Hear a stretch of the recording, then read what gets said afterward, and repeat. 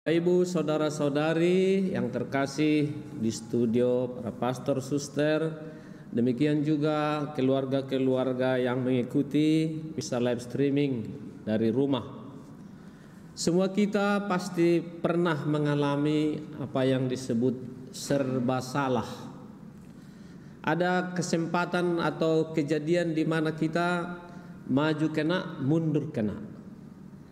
Kita berbuat baik, dicemooh orang, tidak berbuat baik lebih dicemooh lagi. Jadi kita dihadapkan pada situasi dilematis di mana keduanya membuat kita tidak gembira, tidak senang. Pernah saya baca secara singkat litani serba salah pastor. Kalau terlambat datang dibilang malas, terlalu cepat kerajinan, kalau terlalu banyak duduk di pastoran kurang pergaulan, terlalu sering pergi jarum super, jarang di rumah, suka pergi, bergaul dengan ibu-ibu, kurang sayang ibu waktu kecil, atau dengan anak-anak, masa anak kecil kurang bahagia. Jadi ada banyak litani serba salah. Nah, dan kita pasti juga pernah mengalami itu, entah di komunitas suster juga, kan. Bagus pun suara kita diejek, nggak bagus pun diejek juga. Jadi kadang-kadang kita mau seperti apa ya? Atau para suami terlalu cepat pulang, tanda tanya juga, pasti ada masalah di kantor ini.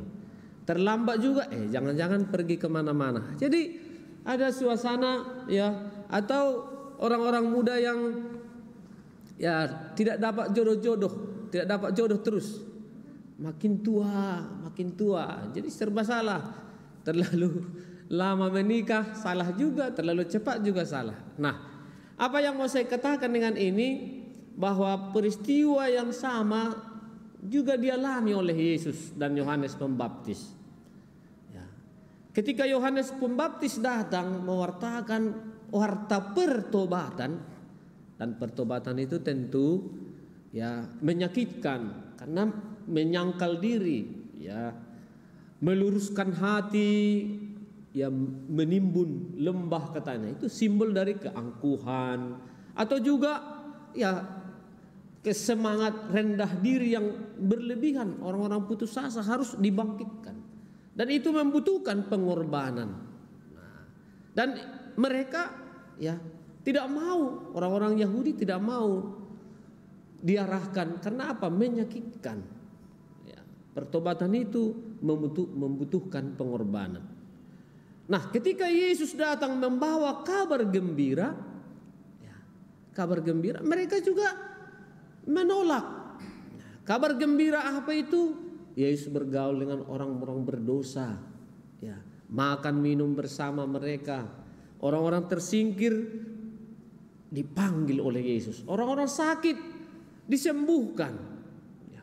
Orang-orang yang tidak dihitung, disepelekan di tengah masyarakat, mereka diangkat oleh Yesus. Dan itu membuat orang-orang Yahudi juga cemburu. Ketika Yohanes Pembaptis tidak makan, berpuasa, mereka katakan kerasukan setan. Ketika Yesus makan bersama orang-orang berdosa, mereka katakan dia pelahap. Jadi serba salah. Itulah gambaran dari kehidupan atau tanggapan dari orang-orang Yahudi terhadap Yohanes Pembaptis dan Yesus. Dan itu digambarkan oleh Yesus tadi lewat permainan anak-anak di pasar. Pada zaman dulu ada semacam permainan anak-anak, acara perkawinan begitu. Jadi dipilihlah anak-anak sebagai pengantin, laki-laki perempuan, lalu ada penarinya, penyanyinya, dan ada penari. Nah, ternyata ketika mereka bernyanyi, penari itu nggak mau, malu-malu dia. Padahal mereka sudah bernyanyi. Atau juga mereka main drama, orang meninggal.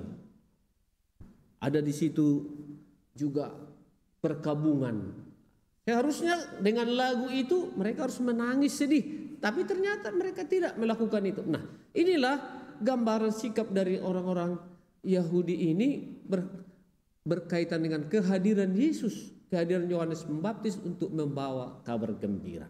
Nah, saudara-saudari terkasih, sikap yang sama bisa juga terjadi dalam diri kita.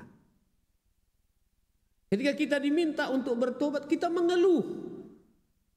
Saya nggak mau, terlalu membutuhkan banyak pengorbanan, menyakitkan.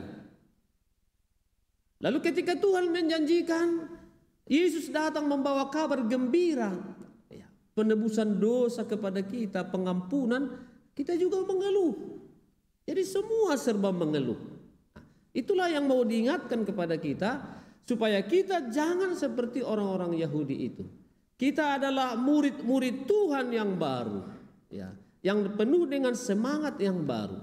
Entah situasi apapun yang kita alami, apapun yang datang di tengah-tengah kehidupan kita, di tengah-tengah keluarga kita, kita menerimanya dengan gembira. Ketika bersedih, kita pantas bersedih. Ada orang yang berduka cita, ada orang sakit, kita ikut juga prihatin, ambil bagian di dalam. Ketika orang bergembira, senang, bahagia, kita juga ikut bahagia mendukung kebahagiaannya. Nah, itulah panggilan bagi kita untuk mewartakan karya kerajaan Allah itu. Di dalam duka cita kita membawa pengharapan, membawa kebangkitan iman, semangat baru. Dalam sukacita kita membawa peneguhan supaya sukacita itu jangan turun lagi menjadi duka cita, menjadi kita putus asa. Dan memang Injil hari ini juga menegaskan kepada kita bahwa hidup kita bagaikan drama. Tidak mungkin semua orang menyukai kita. Tidak mungkin semua orang menyenangi kita. Selalu ada saja orang yang tidak suka kepada kita. Dan karena itu kita harus optimis. Jangan gara-gara 2 atau 5 atau 10 orang yang tidak menyukai kita, yang membuat contoh kita buat acara live streaming di Radio Maria, selalu ada yang tidak like, selalu tangannya itu ke bawah kan. Kadang-kadang kita berpikir apanya yang tidak bagus, apakah suara pastornya yang kurang bagus atau suara susternya. Itulah yang menjadi ujiannya bagi juga iman kita, bagi tanggung jawab dan tugas kita. Dan di sisi lain, hal yang ketiga yang mau dikatakan, saudara-saudari terkasih, dengan bacaan-bacaan hari ini, tetaplah kita harus berbuah.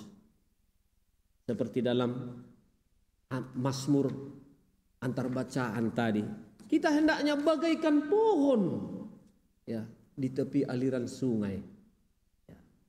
Daunnya bisa menjadi obat atau menjadi rempah-rempah pengharum.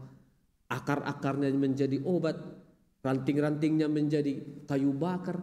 Hidup kita kalau boleh seperti pohon tadi, kita tetap menjadi sumber kebahagiaan bagi orang lain. Walaupun kadang mungkin aliran sungai itu turun dia airnya di musim kering, atau bisa juga banjir. Seperti akhir-akhir ini kita lihat, tetap dia menjadi pohon yang menghasilkan, pohon yang berbuah, yang membawa sukacita, membawa makna bagi semua orang. Karena itu dikatakan tadi, hikmat Allah dibenarkan oleh perbuatannya. Kebijaksanaan yang datang dari Tuhan tampak dari perbuatan-perbuatan, bukan karena perkataan-perkataan orang lain, bukan karena keluhan-keluhan, tapi perbuatan-perbuatan nyata bagi sesama. Semoga amin.